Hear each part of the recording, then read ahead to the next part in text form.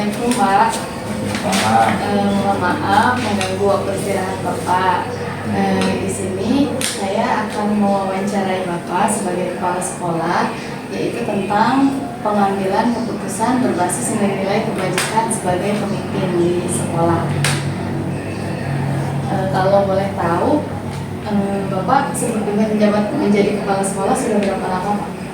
Ya, menjabat kepala sekolah hampir 8 tahun di SMA Negeri Papamukan, hampir 2 tahun lah kurang lebihnya ya. Gitu. Berarti sudah lama ya Pak, berarti banyak sekali pengalaman bagi Bapak, dan terutama tentang masalah pengambilan keputusan ya Pak ya. Ya, ya. Nah, di sini sebagai pemimpin pasti Bapak pernah mengalami dilema etika atau bujukan moral. Selama ini bagaimana Bapak dapat mengidentifikasi kasus-kasus yang merupakan dilema etika atau bujukan moral? Ya, terima kasih bahwa mengidentifikasi kasus-kasus dilema etika itu biasanya kepala sekolah melihat latar belakang ya. Latar belakang, melihat pribadinya, sosialnya, interestnya, terus wawasannya yang bermasalah itu biasanya ke sana. Jadi melihat pribadi, sosial, interest, kepentingan dalam organisasi dan latar belakang orang-orang yang mempunyai kasus dilema etika ya. Jadi dilihat dulu ya Pak ya. Ya. Nah, selama ini bagaimana Bapak menjalankan pengambilan keputusan di sekolah, terutama kasus-kasus saat ada dua kepentingan yang sama-sama benar atau sama-sama mengandung nilai kebajikan? Ya, dalam mengambil keputusan di sekolah yang mempunyai kepentingan yang sama itu memang sama-sama benar ya. Biasanya sama-sama benar, terus cuman melihat dari sudut pandang saja. Ada sudut pandang ke aturan, ada sudut pandang ke loyalitas, integritas. Itu biasanya akhirnya mah pasti ke aturan. Kalau awal-awalnya pasti benar, dua-duanya benar ya. Terakhirnya ada dua, ke aturan dan integritas dan loyalitas saja. Jadi dilihat dari itu ya Pak Ya, ya. ya.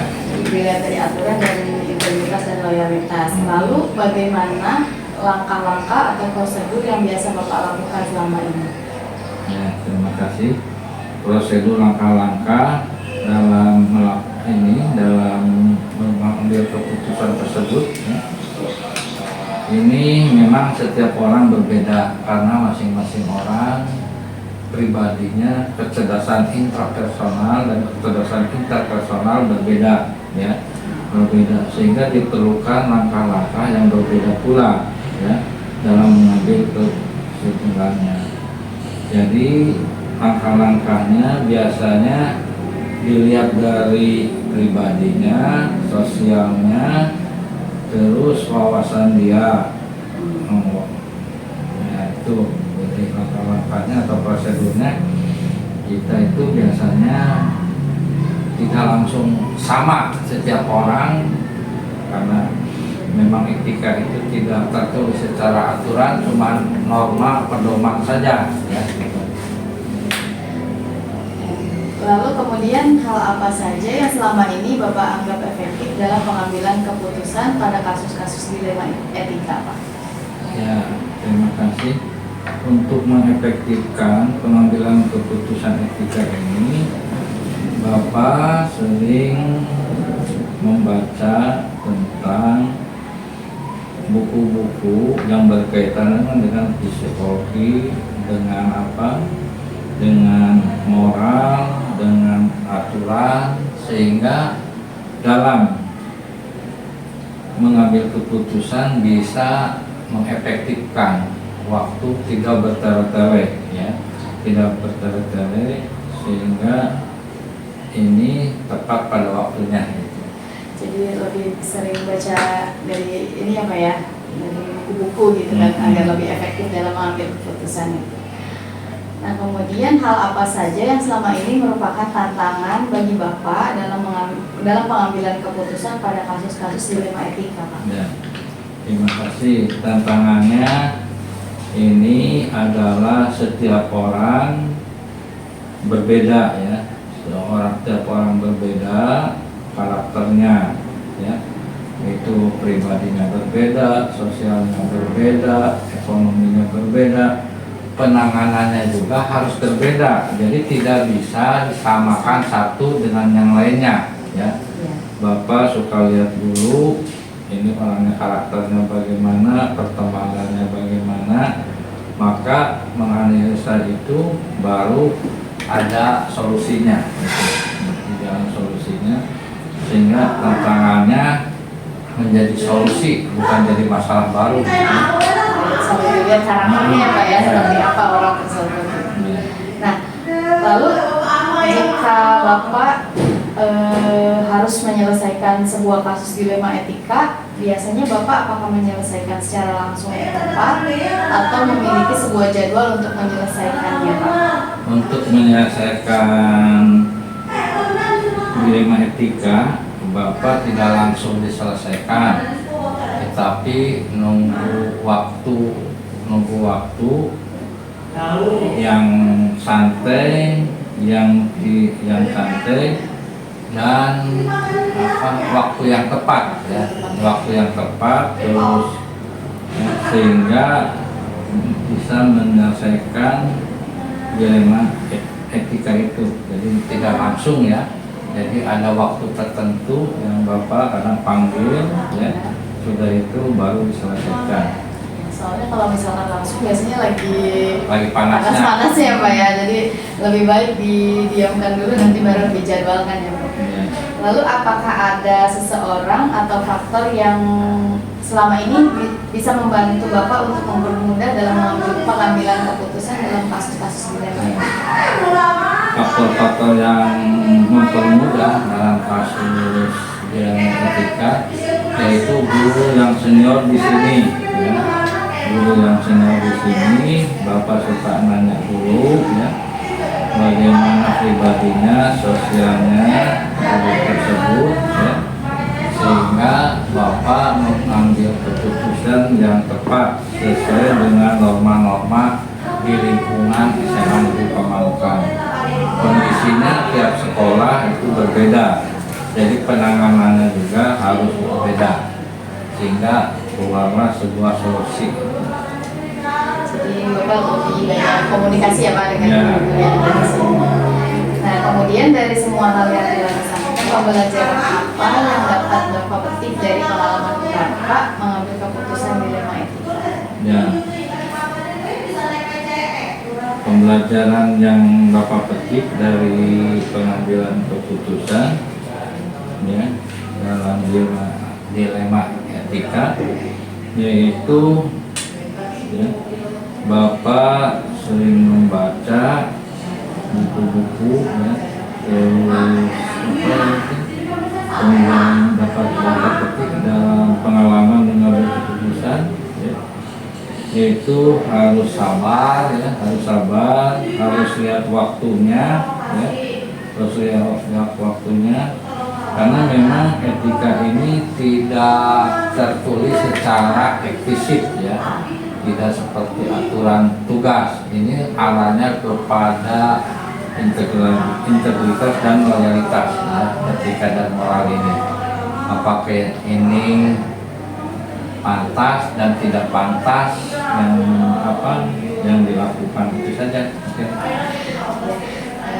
Bapak terima kasih atas waktunya ya Pak. Ya. Mohon maaf mengganggu waktunya. Assalamualaikum.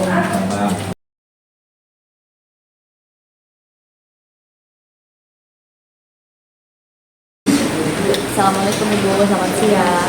Waalaikumsalam. Siang.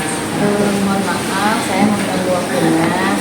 Saya akan mewawancara Ibu tentang bagaimana cara pengambilan keputusan berbasis nilai-nilai kebajikan sebagai pemimpin. Mulai aja Bu ya. Ya. Pertanyaan pertama, selama ini bagaimana Ibu dapat mengidentifikasi kasus-kasus yang merupakan dilema etika atau rujukan moral. Selama ini biasanya pihak sekolah kalau di TK, sekolah TK itu lebih cenderung kan bukan hanya anaknya yang di sekolah tapi orang tua juga ikut, ya karena ikut mengantar. Jadi dengan musyawarah, dengan kalau ada kasus itu dimusyawarahkan dengan komite juga, ya semua orang tua Selama ini bagaimana Ibu menjalankan pengambilan keputusan di sekolah Ibu, terutama kasus-kasus di mana saat ada dua kepentingan yang sama-sama benar atau sama-sama mengandung nilai kebajikan? Lebih diutamakan, misalkan kalau contohnya ada lomba mewarnai TK itu, nah diutamakan anak yang benar-benar punya bakat, ya punya bakat dan anaknya benar-benar mau, dia memang menyukai, nah itu diutamakan dipilih. Walaupun ada juga yang mau bisa walaupun dia tidak punya bakat, jadi dua-duanya diambil, tapi diutamakan, lebih diprioritaskan yang dilatih benar-benar itu yang benar-benar punya bakat. Jadi yang diutamakan yang punya bakat dulu ya Bu ya, yang diambilnya ya. Nah kemudian dalam menyelesaikannya biasanya Ibu langkah-langkah atau prosedur seperti apa yang biasa Ibu lakukan selama ini untuk menyelesaikan permasalahan atau kasus dilema etika itu? Nah yang tadi contoh tadi itu misalkan orang tuanya diajak dulu musyawarah, yang punya bakat sama yang mau bisa itu dimusyawarahkan. Kalau nanti takut ada di belakangnya disangkanya pilih, jadi dikasih pengarahan dulu, orang tuanya juga dilibatkan, karena kalau lomba juga ibaratnya bukan hanya anak yang dipesertakan, orang tua juga dipesertakan. Jadi musyawarah dulu ya Bu ya. Kemudian hal-hal apa saja yang selama ini Ibu anggap efektif dalam pengambilan keputusan pada kasus dilema etika? Yaitu langkah efektifnya itu dengan musyawarah. Biasanya Ibu musyawarahnya dengan siapa aja selain orang tua? Juga guru, terus kalau misalnya ini pengawas. Terus hal apa saja yang selama ini merupakan tantangan dalam pengambilan keputusan pada kasus-kasus dilema etika? Tantangannya yang dianggap tantangan ya, yaitu orang tua kan ada yang pro dan kontra. Kadang ada yang orang tuanya mendukung, ada yang enggak ya Bu ya. Lalu di saat Ibu harus menyelesaikan kasus dilema etika, biasanya apakah Ibu langsung menyelesaikannya di tempat atau Ibu memiliki sebuah jadwal untuk menyelesaikannya? Bisa langsung di tempat, bisa juga dijadwalkan, misalnya pas orang tuanya tidak langsung, nah sudah dijadwalkan, misalkan hari apa, bagaimana baiknya itu juga sebelumnya biasanya tentukan dulu ya sekolah dengan Jadi ada saatnya bisa langsung, ada juga ditunda dulu dari waktu yang tepat. ya. Kemudian apakah ada seseorang atau faktor apa yang selama ini bisa mempermudah atau membantu Ibu dalam pengambilan keputusan dalam kasus dilema etika? Yaitu bisa seseorang, yaitu guru, mengingatkan, memberitahu.